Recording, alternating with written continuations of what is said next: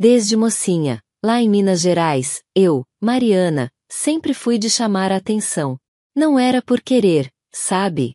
Mas o corpo da gente tem suas próprias vontades.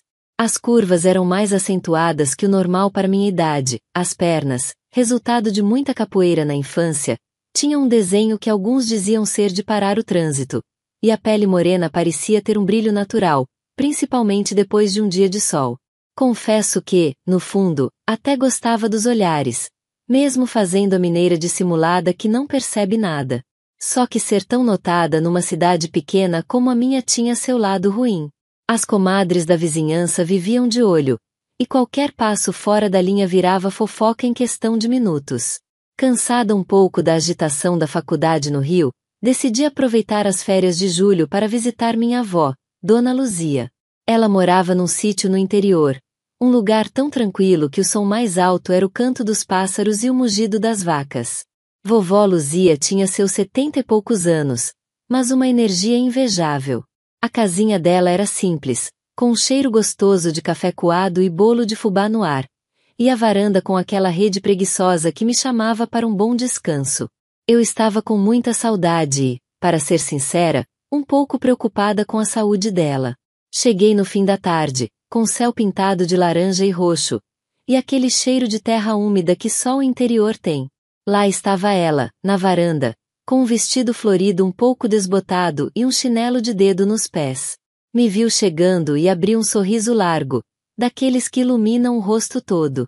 Olha só quem veio me visitar. Pensei que era a vizinha trazendo a pamonha. Antes que eu pudesse responder, me abraçou apertado, um abraço que parecia recarregar minhas energias. Mas, no meio do abraço, senti uma beliscadinha de leve na minha cintura. Achei estranho, mas pensei, é o jeito carinhoso dela. Mal sabia eu que vovó Luzia estava longe de ser uma senhorinha ingênua. Pelo contrário, tinha um pique danado, um humor afiado e uma lábia que conquistava qualquer um. Logo percebi que ela não vivia tão sozinha assim. Um rapaz, neto de um amigo da roça, aparecia com frequência para ajudar nos trabalhos do sítio. Ele cuidava da horta, arrumava a cerca e, pelo jeito, dava uma atenção especial para minha avó.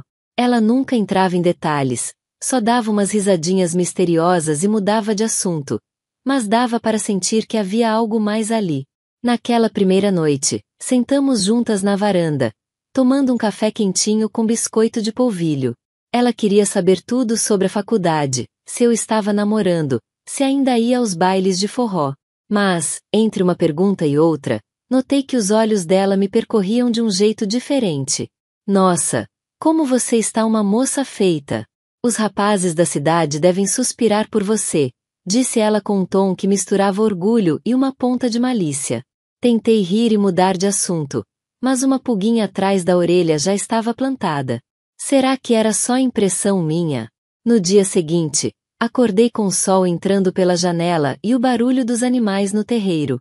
Estava cansada da viagem, então desci para a cozinha só com meu camisolão de algodão, fresquinho e soltinho. Quando vovó Luzia me viu, quase derrubou a caneca de café. Os olhos dela foram direto para o tecido leve que marcava minhas formas com a luz da manhã. Na hora, fiquei um pouco sem graça, mas tentei disfarçar. Bom dia, vó, falei, sentando rápido à mesa. Ela se recompôs, mas não deixou de me observar com um brilho diferente no olhar. Mais tarde, resolvi ajudar no almoço. Enquanto preparávamos um frango caipira com quiabo, a porta da cozinha se abriu e entrou ele, o neto do amigo da roça. Vamos chamá-lo de Tiago. Meu Deus, que rapaz! Cabelos um pouco longos e castanhos, camiseta regata mostrando os braços fortes, calça jeans um pouco desbotada e um sorriso aberto que deixava à mostra uma covinha charmosa no canto da boca. Ele era do tipo que até eu, sendo mulher, olhei 2 vezes. Quando me viu, ficou meio surpreso, mas logo se apresentou, dizendo que veio ajudar com a lenha, mas não sabia que tinha visita. Conversamos um pouco enquanto picávamos os legumes, e ele foi se soltando, contando histórias engraçadas da roça. Vovó Luzia ficava olhando para ele com carinho quase maternal, mas percebi uns olhares mais demorados e significativos trocados entre eles. Era um toque de mão enquanto pegava um ingrediente, um risinho cúmplice quando eu não estava prestando atenção, um clima que pairava no ar. Eu fingi que não via nada, mas estava claro que ali tinha história. Depois do almoço, me joguei na rede da varanda para aproveitar a brisa fresca, enquanto Tiago terminava de guardar a lenha e vovó Luzia dizia que ia tirar um cochilo. Acabei pegando no sono sem querer, embalada pelo balanço suave da rede. Quando acordei, a casa estava um silêncio só. Curiosa, fui andando devagarinho pelo corredor. Não encontrei ninguém na sala nem na cozinha. Foi então que ouvi uns sussurros abafados vindo do quintal, perto do galinheiro. Cheguei perto da janela, me escondendo atrás da cortina florida, e vi a cena. Vovó Luzia estava encostada no tronco de uma mangueira, com Tiago ajoelhado à frente dela, as mãos dele nos pés dela, massageando com cuidado. Ela sorria com os olhos fechados, parecendo relaxar com um toque. Meu coração deu um salto.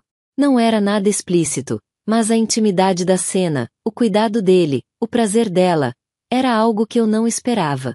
Fiquei paralisada, sentindo um misto de surpresa e uma curiosidade que eu não sabia explicar. Era íntimo demais, intenso demais. Não fiquei até o fim. Voltei para a rede, com a cabeça a mil, tentando processar o que tinha visto. Deitada ali, olhando para o céu azul, comecei a entender que aquele sítio guardava muito mais segredos do que eu imaginava. E, para piorar, uma parte de mim parecia gostar dessa atmosfera de mistério e de descobertas inesperadas. Nos dias que se seguiram, o clima no sítio mudou sutilmente. Vovó Luzia parecia ainda mais animada, cantava enquanto preparava o café e seus olhos brilhavam com uma intensidade diferente.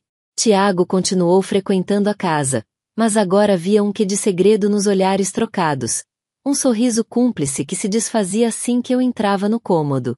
A atenção de vovó Luzia também se voltou mais para mim.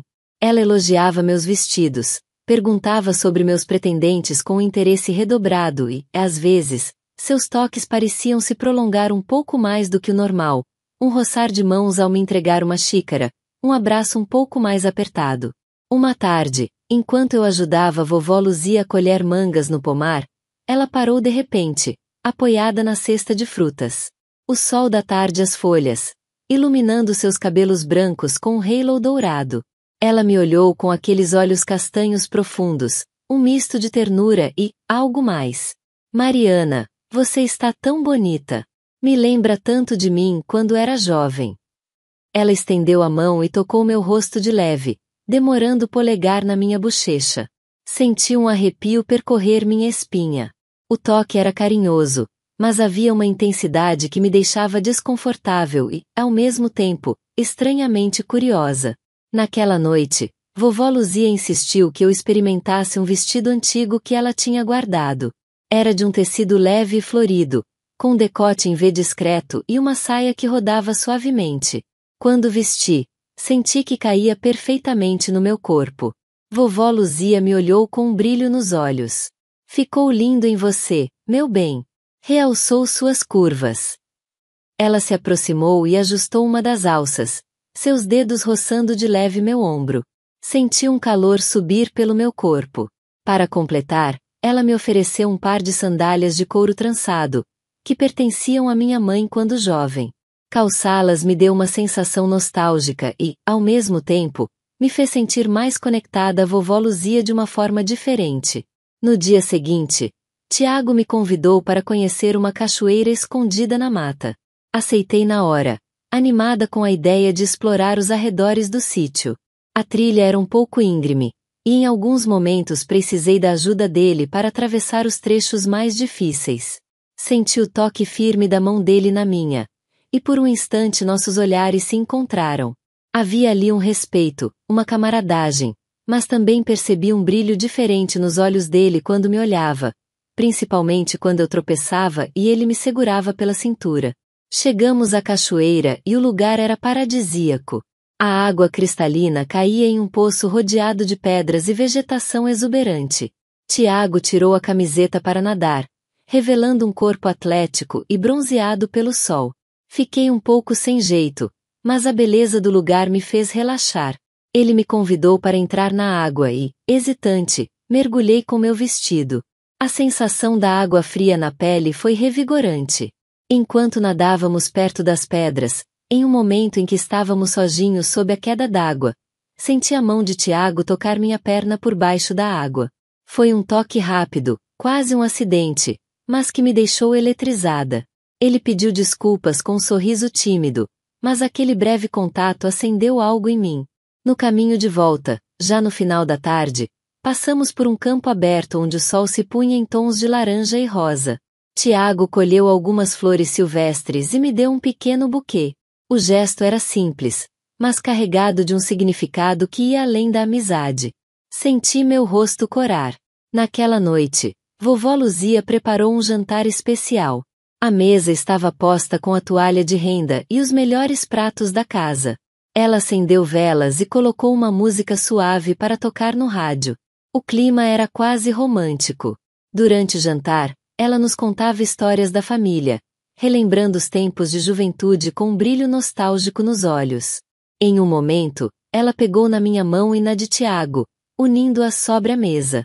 Vocês dois me trazem tanta alegria, disse com a voz um pouco embargada. Depois do jantar, fomos para a varanda tomar um licor de jabuticaba feito em casa. A noite estava estrelada e o silêncio era quebrado apenas pelo canto dos grilos. Vovó Luzia bocejou e disse que ia se deitar, nos deixando sozinhos.